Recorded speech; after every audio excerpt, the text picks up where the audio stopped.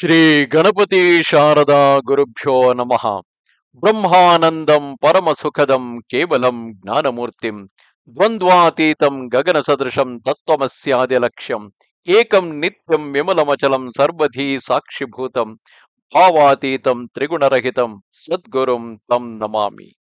Welcome to all for this session on Sree Guru Charitra to chapter 30, in which Sri Guru explains about the story of death of a young Brahmin husband.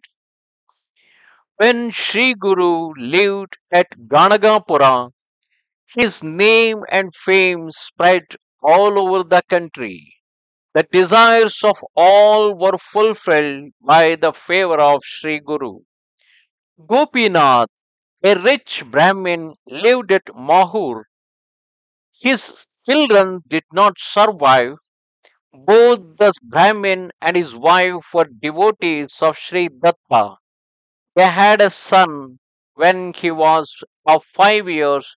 His thread ceremony was celebrated. When he became 12 years old, his marriage was celebrated. When he was 16 years, the couple looked very charming. Both loved each other intensely.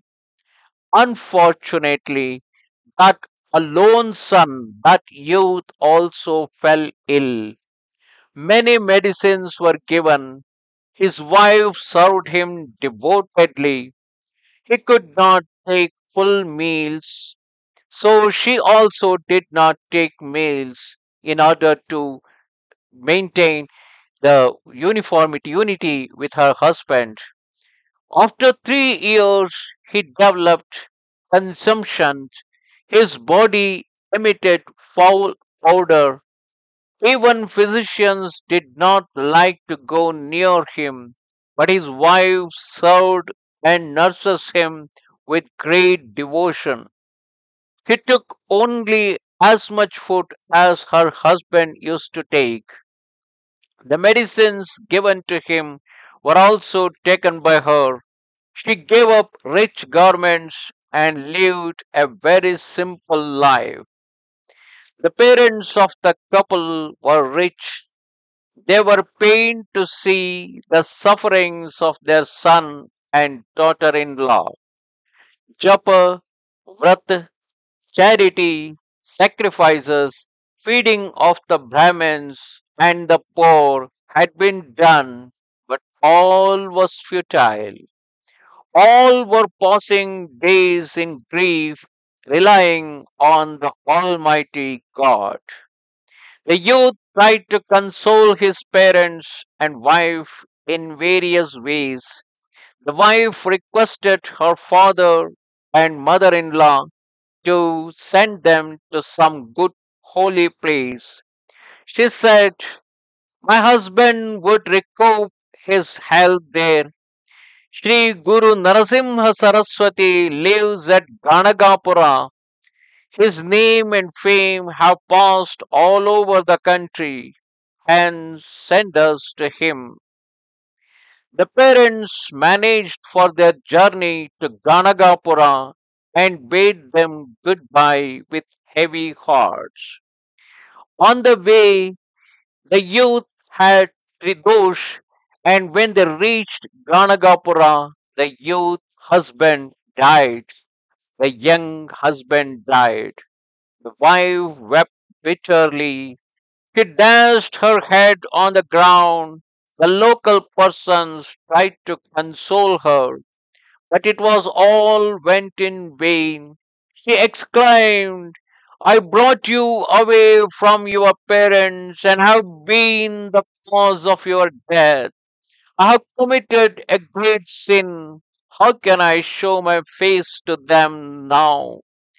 She fell on the dead body and wept. She decided to observe Sati and burn herself with the body of her husband. This was a practice that was there in the olden days in India. In the meanwhile, there arrived a bright looking sanyasi with ash or the bhasma marks on his body, the vibhuti marks on his body, with a wreath of rudraksha round the neck and locks of hari on his head. Knowing the cause of her mourning, he began to advise her, saying, everyone gets the fruit of his actions in the past. You need not mourn on the death of this young husband of yours. Everyone who is born has to die one day or the other. When Ganga is flooded, logs of wood from different places come together and again they part themselves. Several birds came to shelter on a tree in the night and then fly away in the morning. Similar is a family life. That means the people get together to make a family and then they depart when the time comes. Due to affection, we say, my father, mother, husband, son, daughter, etc. But just as foam or bubbles in water do not last long, so is the life on this earth. Life is like a dream, so do not mourn.